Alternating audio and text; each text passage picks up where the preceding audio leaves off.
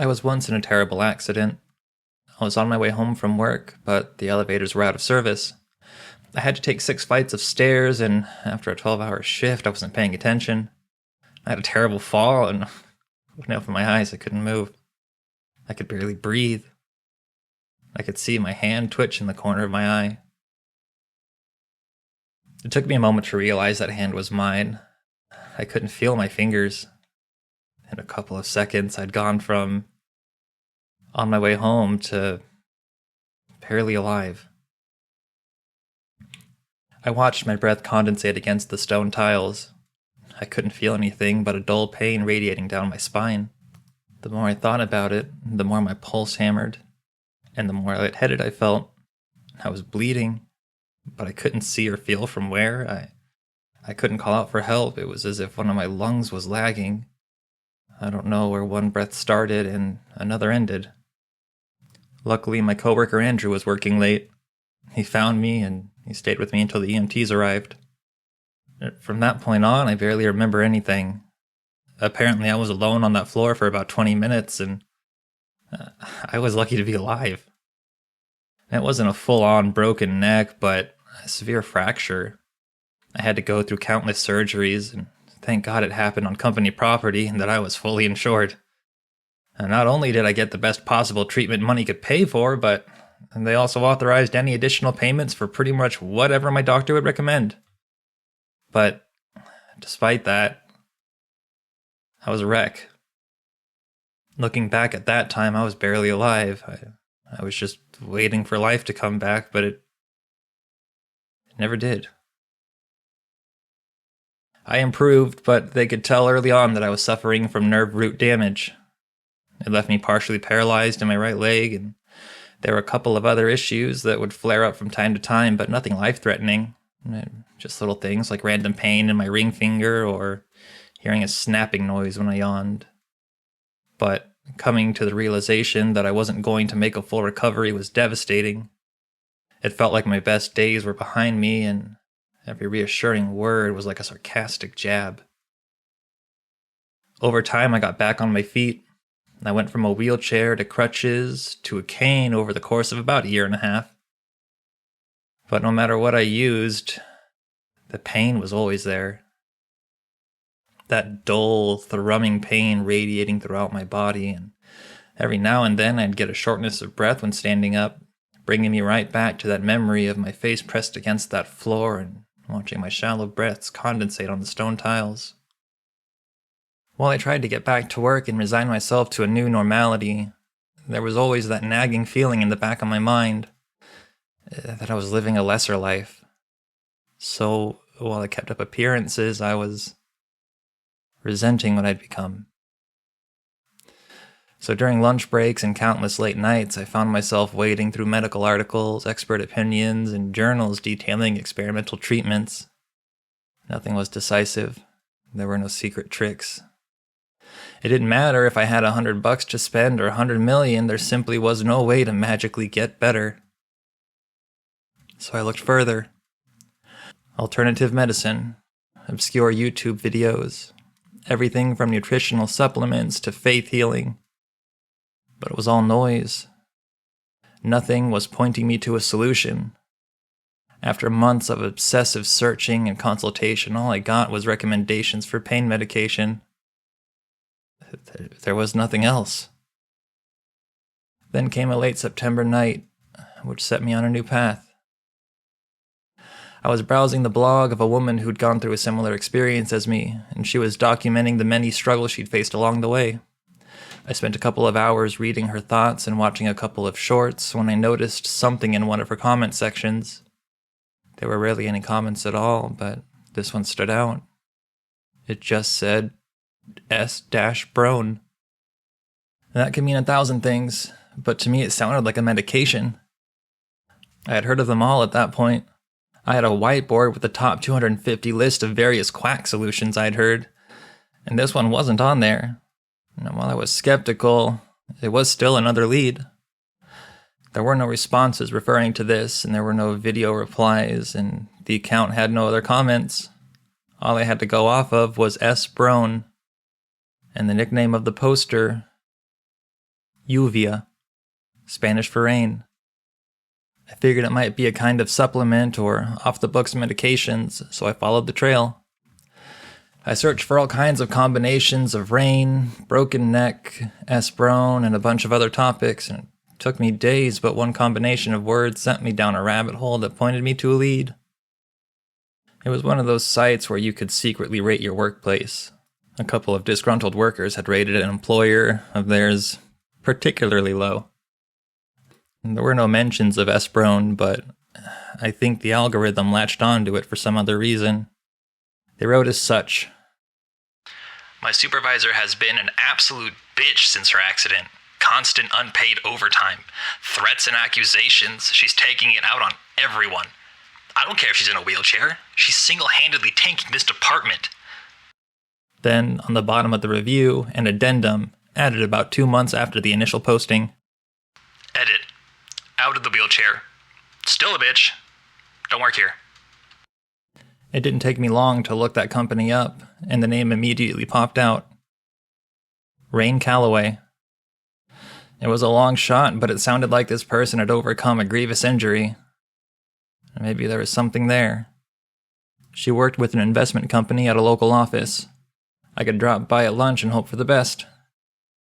So I went to see Rain the next day. While the lead was tenuous at best, I felt like I had to try. When I got there, I saw a group of people leaving the building, all dressed in fancy black and white clothing with monocolored ties. There were a handful of women among them, one of which was given a bit of a wide berth. She was in her early 50s and the only one with a large scarf. Going for a Hail Mary, I approached her. "Excuse me," I said. Are you Rain?" She looked up at me. She had dark blue eyes, the same color as the sunflower brooch on her scarf. She raised an eyebrow, slowing down. "What of it?" she asked. "I have a question about a comment you made." She rolled her eyes and turned her back on me. It said something like Esperone?" I continued. I don't know what it means, but I get the feeling you could help me." She froze. Her colleagues waited for her, but she waved them off. She approached me, looking me up and down with a stiff neck. "How bad is it?" she asked. "Pretty bad. Bad enough to get in trouble for it. If I can get rid of it, yeah." "You can?" She nodded. "Yeah, you can get rid of it." She invited me out to lunch, asking me a couple of personal questions. I told her about my accident and the lingering issues I had. She, in turn, talked about getting hit by a car. She'd been paralyzed from the waist down for 2 years, but obviously, she wasn't paralyzed anymore. "So what's the secret?" I asked. "There's a guy," she explained. "But it's going to cost you." I got some money put away," I sighed. "Just give me a number." "Not that kind of cost," she said, shaking her head. "But we can figure it out." We exchanged contact information. As I left, the pain in my leg was worse than ever. The prospect of getting rid of that pain kind of emphasized it. It was like having a cut on the tip of your tongue, and you can't stop poking at it once you know it's there. That night, as I went to bed, I got a text message. A time and a place. No details. Looking it up online, it seemed to be a hotel, but I got no room number, no directions, nothing. On the next day, I went straight from work to that hotel. I dressed up in a business casual blazer, and I hoped they wouldn't stare too long at the cane. But then again, if these people worked with those who had been in accidents, and chances are they wouldn't even notice the cane. But why the secrecy? I got to the hotel at about 6 p.m. A pretty fancy place, at least 4 stars. There was a small fountain in the lobby with a black marble floor, and it smelled of flowers and chemicals. As soon as I entered the lobby, there was a man by the elevators waving me over. "This way, sir." He pressed the button for the 12th floor for me, but didn't say anything. It was as if I was supposed to know what to do already. I stepped into the back of the elevator, trying my best to stay calm. 100 thoughts ran through my head as the music played, and I had no idea what to expect, but I sure as hell didn't expect what I got. The doors opened to a scene straight out of a movie. Wide open, double doors, guarded by burly men with visible gun holsters. I could smell cigar smoke all the way out in the hallway. There was live music playing from one of the rooms further in as these gorgeous, marble-sculpted people wandered back and forth, serving hors d'oeuvres from silver platters. I got a lot of curious eyes on me, but they calmed as soon as they noticed the cane. Stepping forward, one of the doormen stopped me. I thought he was going to check my identification or ask me to leave, but instead, his features softened. "Need any help, sir?" No. I'm good," I said. "Thanks." "Enjoy your stay." There were about 25 guests in total, catered to by a staff of about a dozen. It was hard to get a good read on the other attendants, both because of the dim lighting and cigar smoke, but also because a lot of them seemed busy. Some were stuck looking through their phones while others were having intimate conversations with one another, and the servants. "You lost there, boyo?" I turned around to see a man that can only be described as a living scarecrow, at least 6'7", pale with white hair combed back and gelled, intense blue eyes hidden beneath a pair of sunglasses. "I think you're looking for the man in the inner sanctum," he continued. "Just follow the crutches." "The crutches? Can't miss 'em." And with that he left. Just like he had said, there were crutches covering the western wall. Some short, some long, some old. There was a wooden one that looked like it was about to fall apart, and there were a couple of display cases lining the wall, showing off various strange items. The first one that caught my eye was half a human skull, dipped in silver, and there was a plaque next to it. The Society of Broken Necks. That was it. Esperone. It was a shortened code for whatever this group was, and the half skull was the icon, but what the hell had I gotten myself into? Was it a cult? I was browsing the many strange items displayed, trying to figure out what kind of people I was dealing with. For example, there was a film reel for something called The End of Eternity, with a framed certificate of authenticity from director Roy Hampton. I was reading through the fine print when someone tapped me on the shoulder. Rain. "You got a copy from the congregation of the 12th Sky Assembly," she said. "Insane people, but they got all kinds of stuff." "Is it any good?" "I haven't seen it," she smiled. "I don't think you're meant to." "Then why have it?" "Because others don't." It was time to meet the man of the hour. I never got to know his full or real name, but they all called him Garland. First time I saw him, he was sitting in what could only be described as a leather throne. He kept his hands in two bowls of magenta-colored sludge, like a porridge, and smelled of chlorine and artificial flowers. Garland was the kind of person where you can't tell how old they are. He had the face and hair of a teenager, but the gray in his beard stubble suggested he was older than he appeared. I couldn't get a good look at him, though. I could barely see anything through the dark and the smoke. Rain went ahead, clearing the way for me. Approaching him, she turned to introduce me. "I brought you a special friend," she said, pointing at me. "I can see that," Garland smiled. "Nice cane." He leaned back in his seat, keeping his hands soaked. He was very deliberate in his movements, like he explored every single muscle. Without breaking eye contact, he nodded at me. "I can help you with that." The rest of that night, I was one of the in crowd. I literally just had to hold out a hand to get a drink, and it turns out Garland co-owned the place. He was a silent partner to a variety of hotels, motels, hostels, and event planning services. They were currently working with a partner up north, aiming to acquire some cheap new locations in Alaska and northern Canada. I didn't like the way he said it, though. It kind of sounded like there was someone doing something they shouldn't.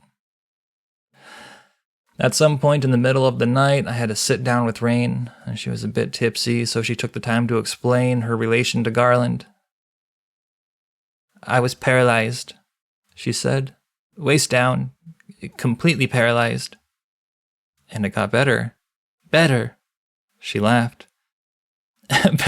Better than I've ever been. In one session with Garland.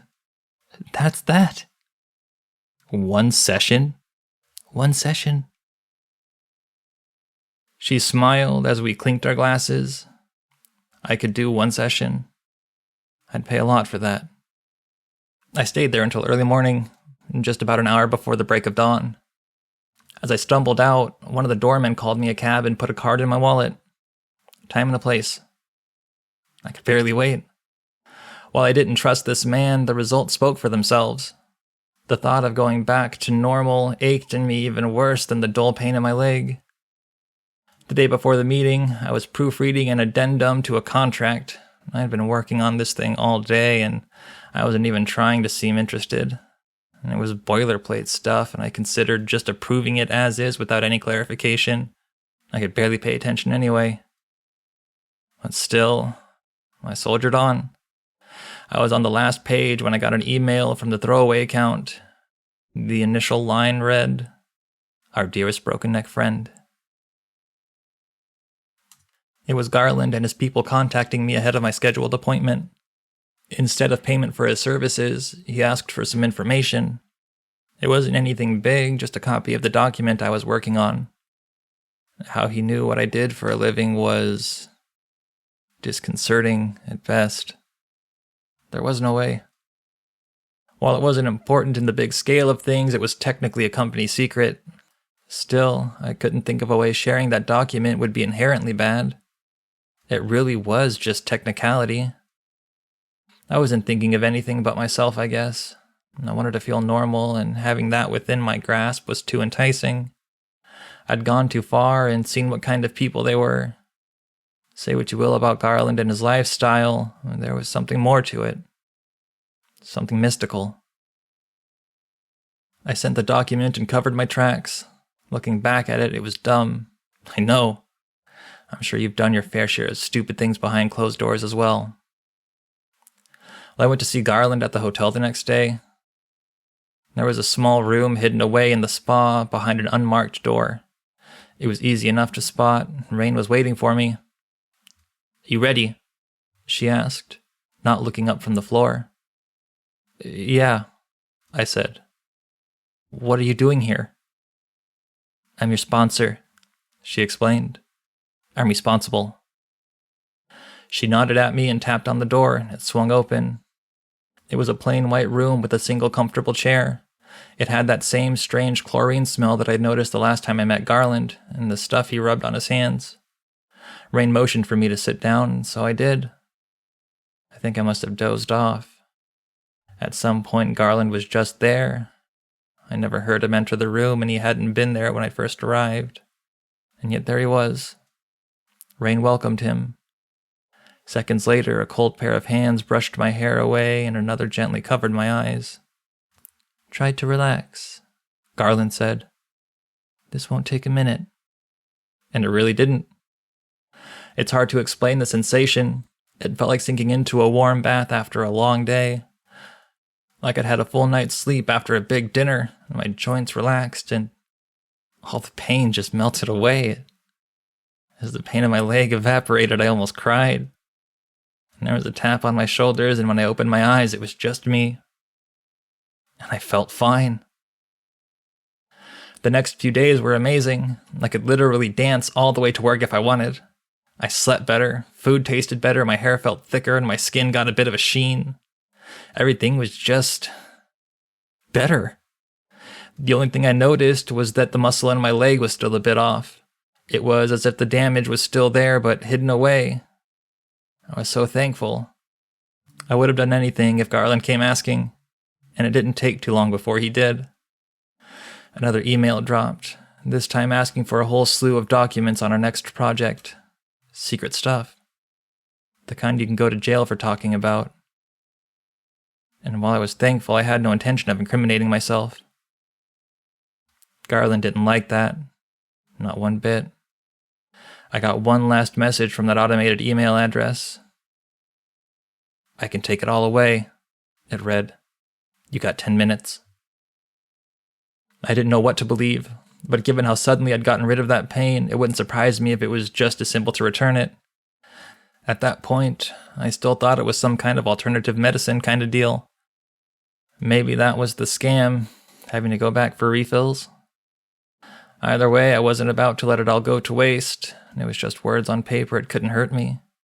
Besides, there were plenty of people at that party who'd probably colluded with Garland for a long time, and they seemed fine. So I justified it over and over, trying to make it seem like a good idea. So yeah, I sent him whatever he wanted. And seconds later, I got invited to the hotel. And that's sort of how it went for some time. Garland would check on me, and I'd send him some copies. He'd invite me over to the hotel for pretty much whatever I wanted, and yeah, I knew it was bad, but it felt amazing. It was impossible to feel bad about my choices when everything in my body was screaming at me that this was just the right thing to do. I got to sit in on all kinds of meetings between Garland and some of the other broken necks. They were talking about renting out a hotel for something they called the Blue Hill Tribe meeting. It sounded like an event just like any other, but something about the way they talked about it made it sound shady as hell. There was always someone strange at the door. People wanting to hire a stepminder, a guy who collected rare organs, a group of people who talked about getting backroom access to a hotel. I'm not sure why, but it sounded like they were sneaking into rooms. These were shady people, and I was okay with it. It was like a drug. I couldn't stop myself. It felt like my body was in better condition than it had ever been, and yet I'd slip up every now and then. My leg wasn't really okay. It just kind of felt like it was. I'd see this in a couple of other people too. Rain, for example. As soon as she took off her scarf, her head would bob back and forth, like her muscles weren't supporting her. Other people in society had a variety of issues, but Garland had helped them forget it. One guy had an inverted knee like an ostrich. There was a woman who had an arm that she could twist and turn any way she wanted. Hell, even the doorman seemed to have issues. I think they had actual broken necks. The thought hit me that some of these people might actually die if it wasn't for Garland and his treatment. Maybe they really didn't have a choice but to serve. I couldn't help but notice some cracks in the veneer. It started with Rain. She was having trouble giving Garland something he demanded once, and he wasn't happy about it. He invited me over to the side of his throne in the middle of a society gathering and raised his hand out of the bowl, pointing at Rain. His hand seemed to mummify. Seconds later, Rain's head swung back and forth like a bobblehead, as whatever strength she'd had in her neck waned. She begged and pleaded and then collapsed on the floor. She swore she'd get it done, whatever he wanted. Rain laid on the floor like a broken doll, barely able to move her eyes and arms. She had trouble breathing. I wanted to go and help, but I couldn't. The entire room was acting like nothing was happening. When Garland was satisfied with her promises, he raised his other hand at her. His hand mummified, and Rain's legs started moving again. I offered to help, but she got up on her own. As she stormed off, Garland waved me over. "You keep doing what you do," he smiled, "and that won't be you." This was the status quo for months. At least once a week I'd go see Garland. He got me a new car, he paid for an apartment, and whenever I ran into a problem, he'd fix it, be it economical, physical, whatever. He had a guy for everything.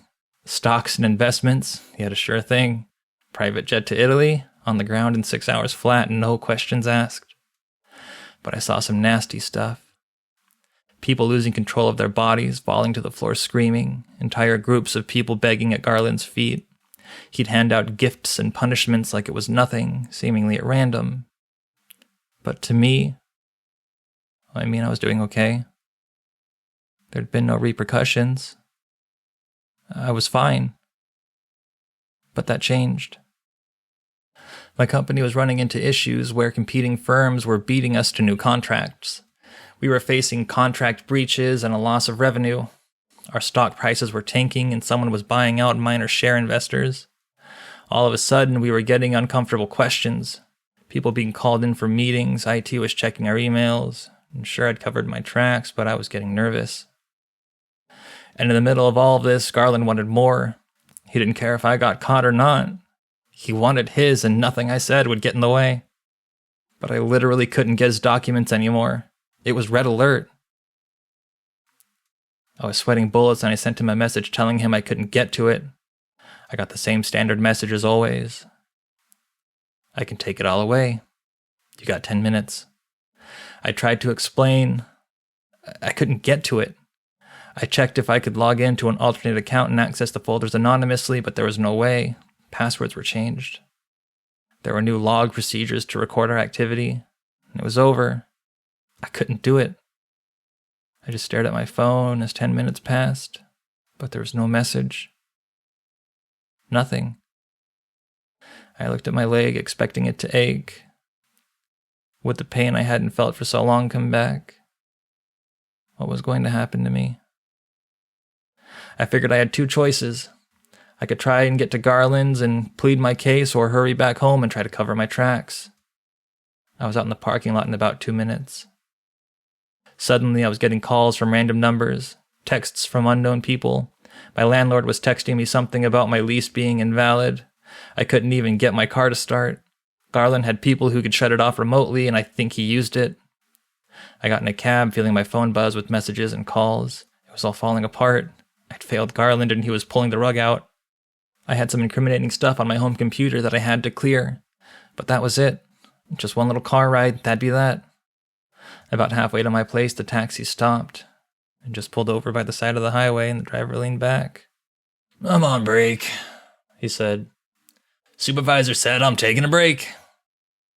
You can't just... I gotta get home. "I'm on break." But I got it on break. It didn't matter what I said. I was stranded.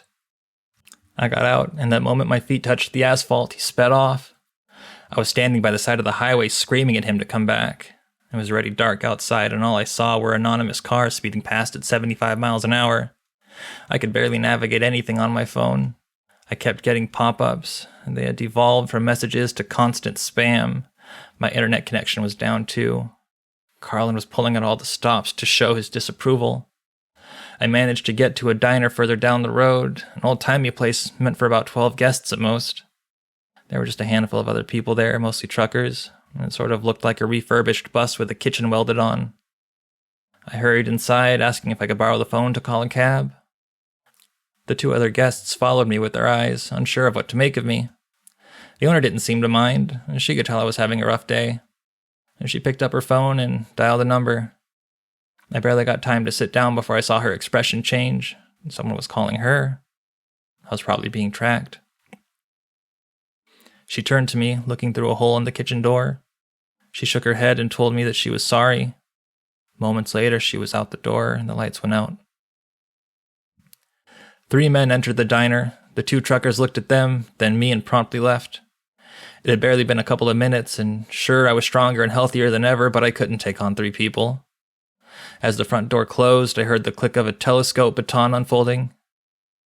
For a moment, it was all quiet. I tried to make my case, slowly. "I couldn't get to it," I said. "I'm sorry." "Not good enough." One of them approached me, holding the baton towards me like a pointing stick. It poked against my chest, and I could feel my heart beating through my clothes, as if to push it away. "You won't back in, you're gonna have to do better." "I'm out," I said. "I can't. I'm out." "You sure about that?" "I don't want to be a problem." The 3 men looked at one another. Getting a better view of them, I could tell that these men were deep in Garland's pockets. They had a neck like a bobblehead, similar to Rain. Another had these strange ticks from his arm all the way up to his eye. Some kind of nerve damage. And the third, the guy with the baton, his eyes were pale white, like he was supposed to be blind, but he clearly wasn't. "He's gonna ruin your life," the blind man said. "Ain't no question about it." "He already has." The three of them gave each other a curious look, and I saw an opportunity. Their guard was down, and I had a clear shot to the front door. Neither of them had locked it. I had to go for it. I burst into a sprint, barely making it past the first two and pushing aside the third. I flew through the door and stumbled out into the parking lot gravel. There was a single light post overhead, casting the parking lot in long shadows. Another 12 or so people waited for me outside, some with crooked legs and backs, one woman with no lips, a man with an open gunshot wound to his neck. These weren't the people you'd see at the parties. These were the secret backbone that kept Garland and his group floating. These were the real broken necks, the people who brought the money in. One more ghoulish than the next, they circled around me with knives and guns. One guy was carrying a car battery and cables tossed over his shoulder. "Bad move," said the blind man. "Real bad move." I tried to make a run for it, but it was too late. I got grabbed, pushed back, and the circle tightened. Someone had a bad lung, making their laugh sound like a stalling engine. A baton strike to the back of my leg put me on the ground. It didn't matter what I said or what I promised. They weren't having it. These were people that, without Garland in his touch, they'd be dead or worse. I was just a sellout with a bum leg. They'd done far worse to far better people. And they were going to do something far worse than just mess up my leg. I'm not going to go into detail on the 20-minute abuse I lived through. The cuts, the beatings, the gasoline waterboarding, all from a crowd of broken bodies, crooked smiles, and heaving laughter. I remember a darkness descending on me as my head desperately tried to carry blood to my brain. I was dipping in and out of consciousness, waning back and forth between begging for it to end and hoping I could pull through. That some miracle would show itself. Instead, I heard Garland. As the beatings stopped, his voice boiled its way into my blood-stained ear. "I could fix you, you know," he said. "If I did, I could put you right back here. That's a strong incentive." He stepped back. I heard the crowd compose itself, readying for anything. "But what's the point?" he sighed. "You're not trustworthy. You're nothing." He brushed some of my hair aside, and with that, he left. And through all the burning wounds and scathing clothes, I felt something in my leg. That everlasting, dull, throbbing nerve damage. True to his word, I was right back where I started. One of the truckers who'd been at the diner had called the cops, but they conveniently only showed up after the beating was over. And from what little I heard through my swollen ears, they weren't really there to check on me. They were there from an anonymous tip pointing me out as an insider in a breach of contract. I was still in the hospital when I got the news. I lost everything. My job, my apartment, my car, my phone, my savings, hell, even my freedom. Someone had served the prosecutor a case on a silver platter. 4 years was the best deal I could get. I was looking at up to 12 if I went to court. Nowadays, that life is behind me. It feels like yesterday, and the scars are still there. I know I fucked up. I know a lot of this was my own doing, and I accept that. I'm being honest. I thought I could get away with it. When you're in that cloud, in that inner circle, it all just feels right. Not just physically, but socially. I've seen Rain a couple times. She's back in her wheelchair. I don't think Garland appreciated her role as my sponsor, but she's not out of his good graces yet. She still has her job, and she refuses to talk to me. I think Garland is keeping her on a short leash, and if she does well, she might have her way back in. But me? I'm out. I don't know what the society does nowadays, and I'm not sure I want to know. I don't want anything to do with that part of the world anymore. I guess I should be painful they didn't take me out completely. Maybe I'm worth more as an example. Once I publish this, I'm sure they'll notice. I won't get far limping with my cane, but maybe that's for the best. I'm done. Hey guys, Alias here. This was a story by Saturdead. I've narrated a couple of their stories. They seem to have a hallmark or an affinity for Easter eggs in their story, and that Easter egg is the blue sunflower. If you notice near the beginning of the story, I believe it was Rain had a blue sunflower brooch that matched the color of her eyes. I think that's what it was. So anyway, this story, I liked this one a lot. I bit my tongue. I recently met somebody that has a syndrome called Ehlers-Danlos syndrome. And that syndrome causes severe nerve pain all over their entire body, but it also makes them like really, really flexible, and their skin isn't quite attached right. Basically, it's a breakdown of connective tissue in the whole body. So this person can't really like leave bed much, can't stand for more than a few minutes. And to now see this story about nerve damage, I thought was just really unique that I just met this person, and now we're at this point. And I wanted to talk about Ehlers-Danlos syndrome because apparently it is not often diagnosed, and it might be affecting more people than we know of, and there might be people dealing with chronic pain that might have Ehlers-Danlos syndrome and not even know it. But I'm not going to turn this into some kind of whole like medical talk thing. I could rant about it for hours, I'm sure. But I really like the story. I like how there was the Society of Broken Necks, and then there was the inner circle of the Society of Broken Necks. I thought that was pretty cool. It was a nice twist. The gunshot wound guy tells us that I believe Garland had an ability to keep people alive, and I'd be curious to know more about this purple fluid that Garland kept his hands in and how that works. I feel like that's been hinted at in a different story.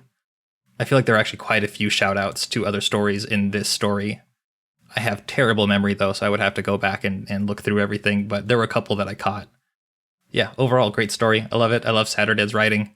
Thank you guys for sticking around and listening. I hope you guys have a wonderful night. Thank you.